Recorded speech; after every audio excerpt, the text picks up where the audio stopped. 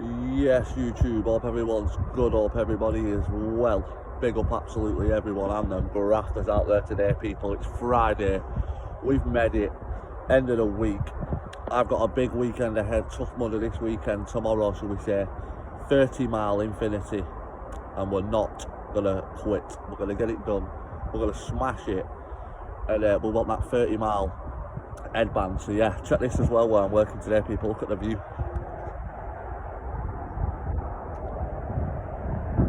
Perfect little view that today. But yeah, we're going to talk about this hedgehog man Danny G situation. Right now, I've seen a few people commenting. I've seen Matt's video, I've seen JDP's video. Now, some people seem to forget, with this Danny G situation. Now, fair enough, some things what have been said might have gone too far in certain people's opinion.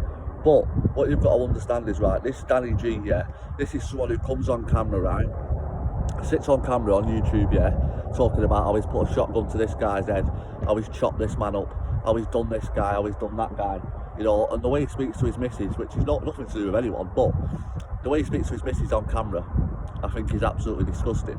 And you know, if he's doing shit like that on camera, then what's he doing behind closed doors? But yeah, that's what I mean. People forget, you know, he comes on camera saying, oh, he's done this guy and he's done that guy.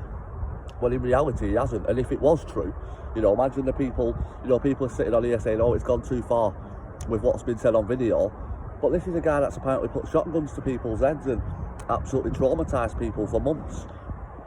So, as far as it going too far and all that sort of stuff, in my opinion, you can't go too far. Because if you're big enough to come on camera and say you've done this and you've done that, then you've got to be big enough for what comes back. It's like with anything, you know, he goes on about his boxing and his golf and all this sort of stuff. Now, you go on about you being a good golf player and all this sort of stuff, right? So you're going to take criticism of it. You know, it's like, I don't know, say John Jones, right? One of the best UFC fighters out there. People still say shit, he's a ducker, or he didn't want to fight Tom Hospital.